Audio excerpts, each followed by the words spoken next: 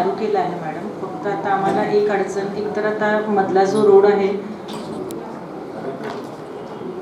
तो आपण डिस्कोप झालेला आहे, कारण आपल्याला तिथे अवेलेबल विड्थ न मिळाल्यामुळे आपण ते काम आता सध्या डिस्कोप झालेलं आहे. मी आपल्याला मागच्या मीटिंगमध्येही सांगितलं. आपल्याला एक आता पुढे एक आपण परंतु शहरामध्ये एंट्री करण्यापूर्वीचा आणि जिथे शहर संपतं त्याच्या पुढचा हे दोन्ही कामं पूर्ण झालेली आहेत. फक्त शहरातलं जे काम आहे ते अपूर्ण आहे. मग त्याच्यामध्ये त्याला अनेक कारणं आहेत. तर आहेत त्या ह्याच्यामध्ये ते काम पूर्ण होणं गरजेचं आहे. तर म्हणून मी आज ही मीटिंगमधला हा जो पहिलाच विषय आहे आणि तो अतिशय महत्त्वाचा आहे. कारण आपण सगळ्या रोज किमान त्या रस्त्यावरून बऱ्याच वेळा जात असतो. हां, सटाणा बायपास जो आहे तो पण आपण करतो आहे. त्याच्यासाठी सुद्धा 2-3 डिझाईन्स तयार झालेले आहेत. त्याच्यापैकी कुठलं आपल्याला सोयीस्कर होईल त्या पद्धतीने म्हणजे जे शेतकरी बांधव आहेत तर बागायती शेतकरी कमीत कमी जाईल ह्या दृष्टिकोनातून प्रयत्न करून ते समजून घेतलं पाहिजे आपण. आणि त्या पद्धतीने तो देखील लवकर मंजूर होऊन तो बायपासचं काम आपल्याला करायचं आहे. तो पण मंजुरीच्या परिस्थितीमध्ये आहे असं मला वाटतं. डॉक्टर साहेब, ह्या विषयावर आपण जेव्हा पहिल्यांदा इथे आढावा बैठक घेतली होती तेव्हा प्रशासनाकडनं ह्या वारंवार उडवडीचे उत्तरच असतात. याच्यातनं कोणत्याही पद्धतीचा रिझल्ट भेटत नाही. आणि NHAI असा प्रॉब्लेम होतो, एका स्टेजपर्यंत काम जायला लागलं की तिथल्या वरिष्ठ अधिकाऱ्यांचे बदले होत असतात. मॅडम, आज आपली पहिलीच भेट आहे, परंतु इथून मागचे जे घटनाक्रम आहेत ते अशाच पद्धतीचे आहेत. मागच्याही आत्ता जस्ट 1 महिन्यापूर्वी इथे डांबरचा क्लिअर मारला, तो कोणत्या स्वरूपाचा आहे ते तुम्ही आज सगळे बघू शकता. ठोस असं काही होईल असं काही दिसत नाही मॅडम. त्याच्यासाठी आपणच केंद्रीय स्तरावर स्ट्रॉंग अशी भूमिका घ्यावी. विभागाकडनं वारंवार प्रशासन म्हटलं का तर ते त्यांच्या म्हणजे बदल्या होतात, त्याच्यामुळे पर्याय नाही. मागे पण शिंदे साहेब वाटतं ना, शेवाळे साहेब होता, ते लास्ट स्टेजपर्यंत इथेच आमच्या 2 बैठक झाल्या, तुमच्या उपस्थित पण झालेली होती. त्यांची बदली झाली. आता मॅडम आल्या, खूप आता खासदार मॅडम पण महिला आहेत, तुम्ही पण महिला आहात, नगराध्यक्ष पण महिला आहेत, आमच्या CO पण महिला आहेत. ते आमच्या यशवंत नगरीचा रस्ता होईल हे होप्स ठेवतो. मॅडम, आपल्याला विनंती होती, डिस्कोप झाला म्हणजे काय झालं हे सर्वसामान्य माणसाला माहीत नाही. त्याच्यात डिस्कोप झाला म्हणजे बंद झालं, हां, म्हणजे बंद करण्यात आलं, रद्द करण्यात आलं. मग हे सांगा ना, मग रद्द करायचं आहे तर मग आपण मिटिंगच कशा घ्यायची? नाही सर, रद्द झालेलं आहे ऑलरेडी सर. हो ना, मग रद्द जर ऐका ना, रद्द झालेलं आहे हे तिथे अवेलेबल विड्थ तिथे नाही मिळाली आपल्याला, त्यामुळे तो एक कालावधी खूप झालेला. त्यामुळं सेंट्रल गव्हर्नमेंटच्या ऑफिसमधून सध्या डिस्कोप करा. जेव्हा तुम्हाला कारण कसं कंत्राटदार मग क्लेम्समध्ये जातो की मला जागाच उपलब्ध नव्हती म्हणून मी काम करू शकलो नाही, मग तो क्लेम्स टाकत जातो गव्हर्नमेंटवरती. त्या अनुषंगाने असं सांगण्यात आलं की तुम्ही आता हे डिस्कोप करा ह्याच्यातून आणि आपण तुम्ही नवीन काम करा. जेव्हा तुमच्या सगळ्या अडचणी दूर होतील त्यावेळेस मग अशी नवीन काम करा, तर ते आपण टाकून असेल. जबाबदारी कोणाची? रस्ता गरजा होत्या, तुमच्या गरजा पूर्ण करून देणं काम कोणाचं होतं? रेल्वेचं होतं की नगरपालिकेचं होतं? ती जबाबदारी कोणाची? अवेलेबल करून देण्याची जबाबदारी कोणाची? अवेलेबल करून घेण्याची तुम्ही जबाबदारी कोणा टाकली पाहिजे? असं तिथे सगळं पक्क बांधकाम, म्हणजे मी आता पाहिलं येताना साईड व्हिजिट पण केलं, पक्क बांधकाम. त्यामुळे जरा तिथे आपल्याला अडचण निर्माण अजून पण होऊ शकते. जर जोपर्यंत बायपास होऊन देण्या पाहिजे तोपर्यंत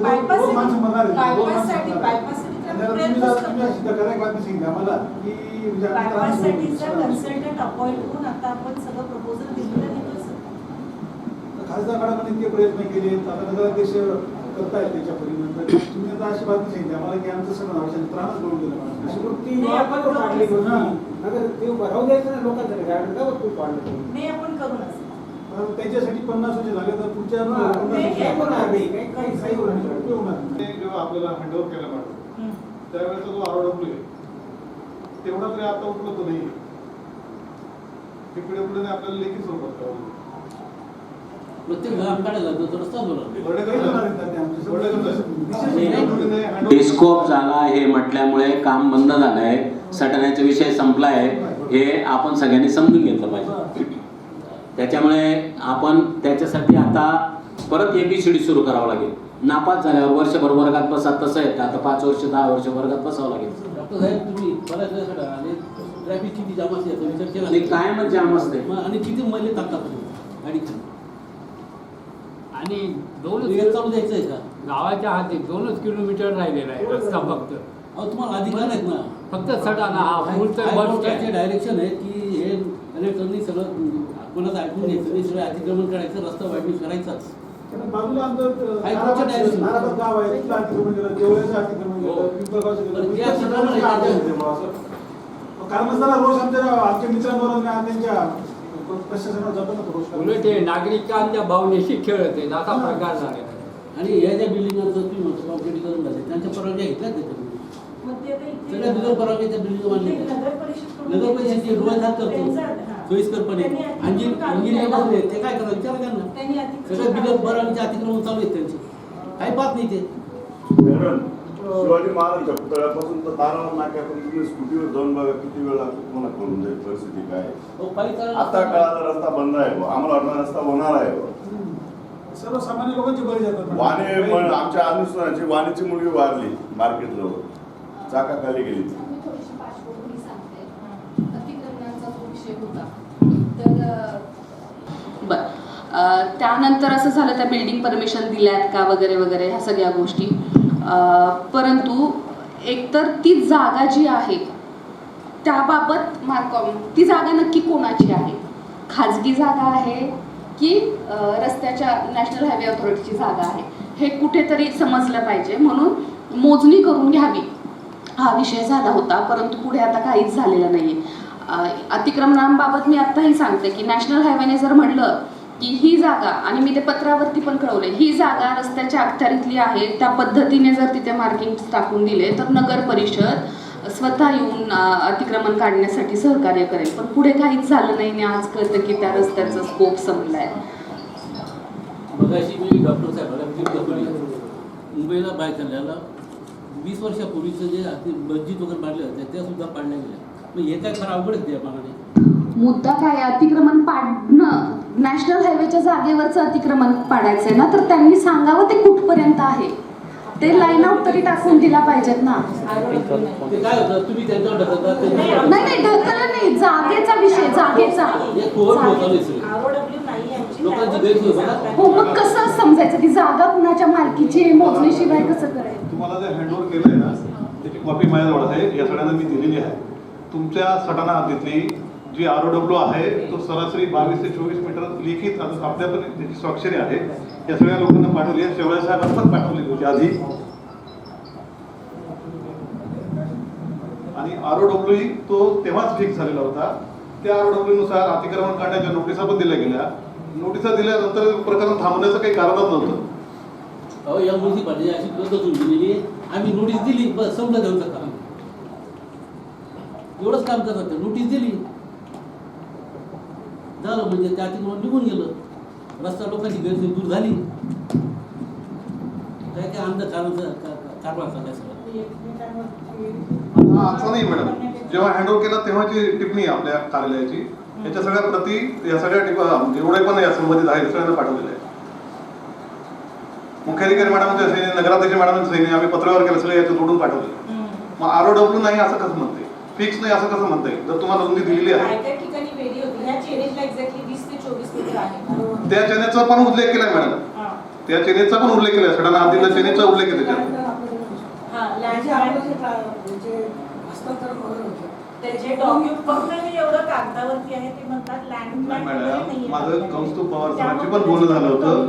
डिटेल सीट तुम्हाला दिलेलं आहे त्यांनी, आणि त्याच्यावरचं हे कव्हरिंग लेटर आहे का डिटेलची लँड प्लॅन नाही अवेलेबल, फक्त हा कागद आपण क्रिएट करू शकलो असतो. लँड प्लॅन मंजुरी आपल्याला मोजणीसाठी सरजी तुम्ही किती वेळा इथे प्रयत्न करून पाहिले, आम्ही किती वेळा प्रयत्न करून पाहिले. मोजणीचे पैसे कोणी भरायचे इथपासून सगळं झालं, नंतर तयार पण झाले शेवाळे जाईल. त्याप्रमाणे आम्ही सगळं डाटा तयार करून दिला, आमची माणसं लावून डाटा तयार करून दिला. TLR ऑफिसमध्ये अगदी म्हणजे SLR साहेबांना सुद्धा भेटलो आम्ही.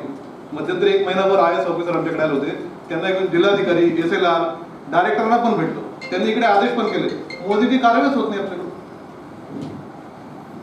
मोदी झाली असती तर हा विषय आता मिटला असा कुठपर्यंत आहे काय आहे. मुख्याधिकारी मॅडमने एवढं सांगितलं होतं की तुम्ही फक्त मोदी करून द्या, आमचं काम नसताना आम्ही तुमच्यासोबत राहतो. तरी पण नाही होत. लोकांची गैरसोय बघा ना, काय गैरसोय होती. नाही मॅडम, शहराचा विकास का हे सगळ्यामध्ये कधी आलो ना बापच असतो. 2-4 निवेदनं 20 मिळतात. मिनिटाला शिवाय काही होत नाही. हां. केले देतात ना 15 दिवस महिनाभरात सर्व अभ्यास त्यांनी सांगितलं ना ते. हो, त्यांना डॉक्युमेंट चेक करते आम्ही चेक करतो आणि बघतो. जुने डॉक्युमेंट्स मिळणं आणि ते हे करणं तर पालिका म्हणते ना मॅडम की आमची तयारी आहे करून देण्याची, त्यांनी ते काम पण केलं होतं. पण अडचणी मी तुमच्या डिपार्टमेंटची म्हणजे शेवाळे साहेबांना काही बोलणार नसतं. पण मी डॉक्युमेंट चेक करते म्हणाले ना. मी डॉक्युमेंट स्वतः चेक करते आणि मॅडमना रिपोर्ट पाठवते. किती दिवस डॉक्युमेंट किती आहे आता? मॅडम टाइमलाईन द्या. आमच्या नगरमध्ये किती पुण्याची योजना त्या नॅशनल हायवे कम्प्लीट होती. आम्हाला पाईपलाईन शिफ्टिंग करायची आहे. तुम्ही स्पष्ट आणि खरं सांगा. गंमत कशी आहे, इथून उठलं ना की प्रत्येक जणाला वेगळं काम, ज्याचा त्याचा वेगळा व्यवसाय. परत काही कोणी नगरपालिकेत येणार नाही आणि कोणी काही रस्त्याविषयी बोलणार नाही. तुम्ही DLRला गेला असाल तर काय अडचण आहे तुम्ही सांगायला पाहिजे. आम्ही सर मागच्या वर्षी पण DLR ऑफिसला गेलो. इथले सगळे गाव नकाशे जे आहेत, सभोवतालचे जे गट नकाशे आहेत, सगळे आम्ही चेक केलेले. त्याच्यामध्ये मग विषय असा आला की रस्त्याची हद्द कायम करायची, तर प्रत्येक गटाच्या नावाने अर्ज करायचा असा विषय झालेला होता. नंतर मग सर आले.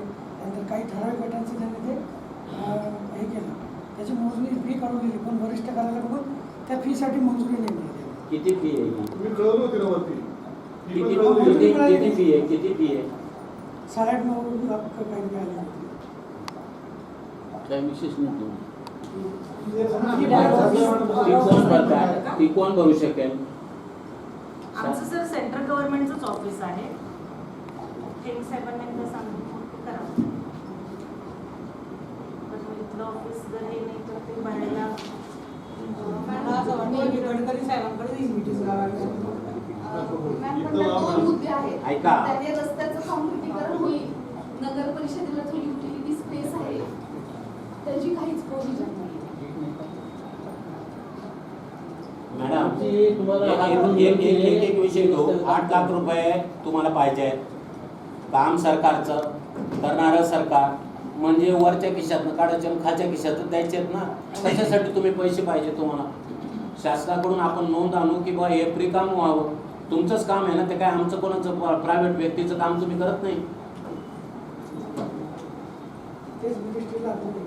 नाही, तुम्ही आम्हाला पत्र द्या ना. काय झालं, तुम्ही आता सांगितलं का हे काम रद्द केलं, याच्याविषयी कुठल्याही लोकप्रतिनिधीला विश्वासात घेतलेलं नाही. या सटाण्याची मंडळी आहे ज्यांचा रस्ता बंद पडला त्यांनाही माहित नाही की रस्ता बंद केलाय तुम्ही. आज तुम्ही मागच्या मिटिंगमध्ये खासदार मॅडमना सांगितलं म्हणून आपण या मिटिंगला आलो.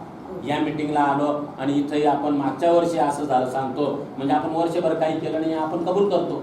आम्हाला साहेब खासदार जरी असतील तर यांना 5 वर्षाचं पिरियड आहे, 2 वर्ष झालेली आहे, 3 वर्ष उरलेली. 3 वर्षात रस्ता दिला नाही ना, या रस्त्याने कोणी येऊ पण देणार नाही तुम्हाला, गावात एंट्री करू देणार नाही. ही काय पद्धत आहे काय? नगरसेवक असेल ना त्यालाही चालू देणार नाही. साध्या नगरसेवकापासून तर खासदार आमदार मंत्र्यापर्यंत कोणी गावाला एंट्री करू देणार नाही. तुमच्या बदल्यावर राहतील, तुम्ही जाल, पण आम्हाला काय करायचं? बरोबर.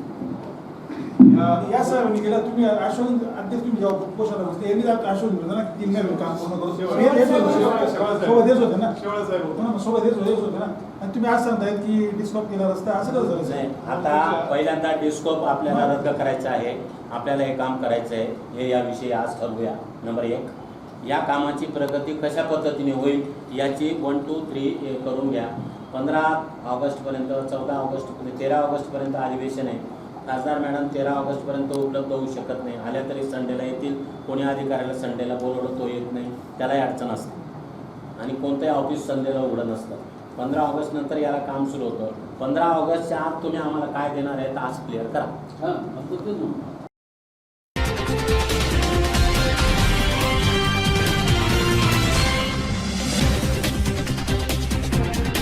I